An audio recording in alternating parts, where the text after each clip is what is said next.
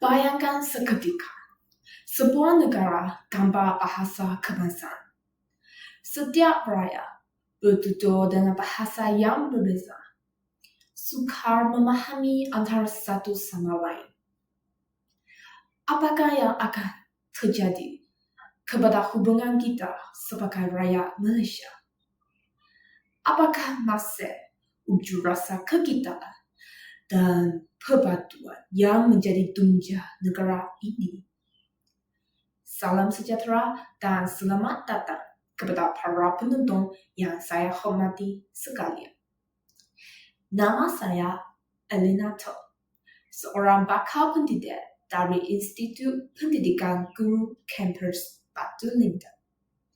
Hari ini, saya berbesar hati untuk berkongsi satu topik yang sangat dekat di hati kita semua, yaitu fungsi bahasa Melayu sebagai teras persatuan dan identiti bangsa. Sebagai seorang bakal guru, saya percaya bahawa memahami peranan dan fungsi bahasa Melayu bukan sekadar keperluan akademik, tetapi juga tanggungjawab moral dan nasional. Bahasa bukan sekadar alat komunikasi, ia adalah jiwa bangsa, lambang maruah, dan juga simbol kesatuan. Seperti yang dikemukakan oleh Mark Muna Osman dalam bukunya Pengucapan Awam yang Berkesan. Pengucapan awam ialah satu interaksi perantara mesej antara seorang pengucap dan sekumpulan pendengar. Petikan ini mengingatkan kita bahawa pengucapan bukan hanya menyusun ayat, tetapi menyampaikan makna dengan penuh adab, nilai, dan tanggungjawab. Sesuatu yang sangat berkaitan dengan topik kita hari ini. Selain itu, Asman Haji Omar juga menegaskan bahawa bahasa ialah cerminan pemikiran dan jiwa sesuatu masyarakat.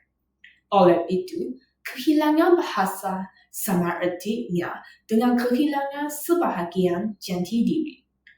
Bahasa Melayu telah melalui perjalanan panjang menjadi lingua franca di Kepulauan Melayu sehinggalah dianggap sebagai bahasa kebangsaan dalam Perlembagaan Persekutuan Perkara 152.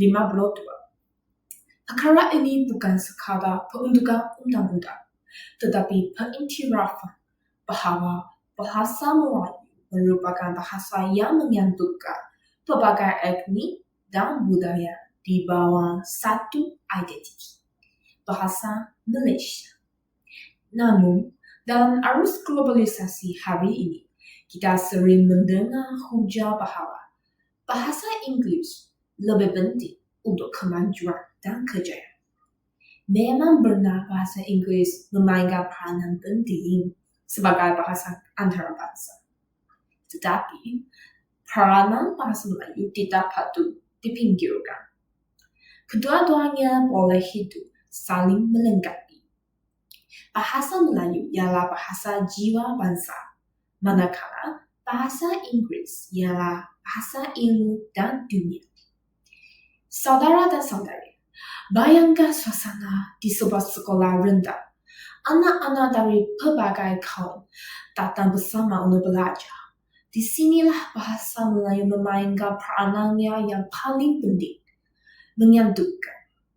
Apabila murid Cina, India, Iban, ataupun Kadazan boleh berbual dan ketawa bersama dalam bahasa Melayu, itu bukan sahaja pertukaran kata, tetapi juga pertukaran hati.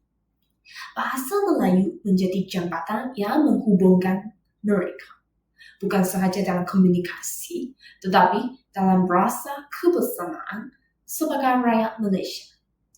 Menurut Nick Safia Karim, fungsi bahasa boleh dilihat dari pelbagai dimensi: sosial, pendidikan, politik, dan kebudayaan. Maka dalam pidato ini, saya akan menghuraikan dengan lebih mendalam tentang fungsi bahasa Melayu dalam 4 aspek utama.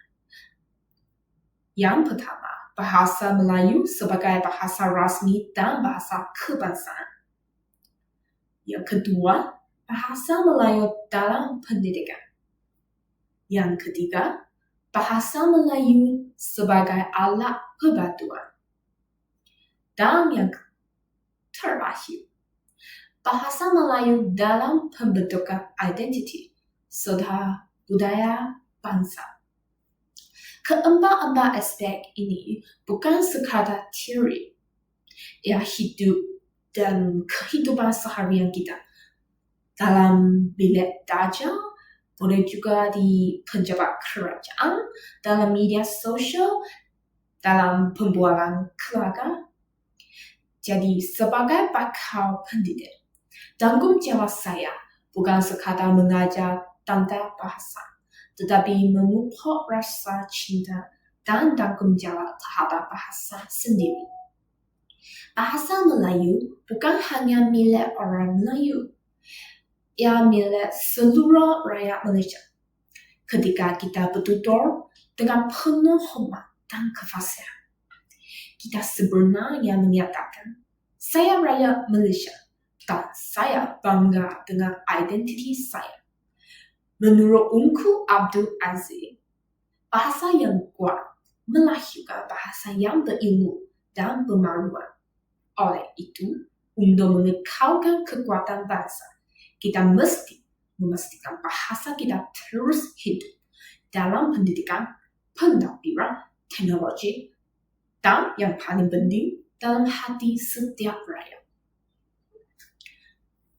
Tuan-tuan dan puan-puan, setelah kita meletakkan konteks sejarah, undang-undang, dan nilai emosi bahasa Melayu, marilah kita mendalami fungsi-fungsi spesifik bahasa ini dalam kehidupan kita. Dari segi pentadbiran, pendidikan, perpaduan, hingga pembentukan identiti.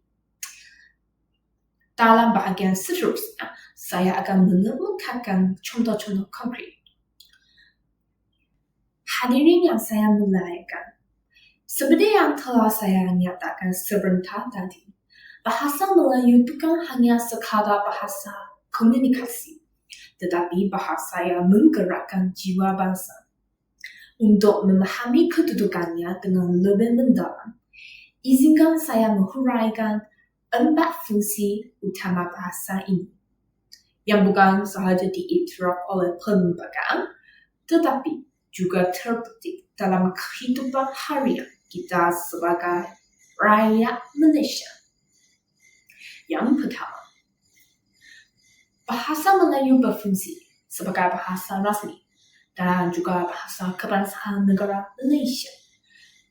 Hal ini termaktub dalam Perkara 152 Perlembagaan Persekutuan yang menetapkan bahawa bahasa Melayu ialah bahasa kebangsaan dan hendaklah digunakan bagi maksud rasmi. Ini bermakna segala urusan kerajaan, pentadbiran, pendidikan, dan dokumen rasmi mesti menggunakan bahasa Melayu sebagai medium utama.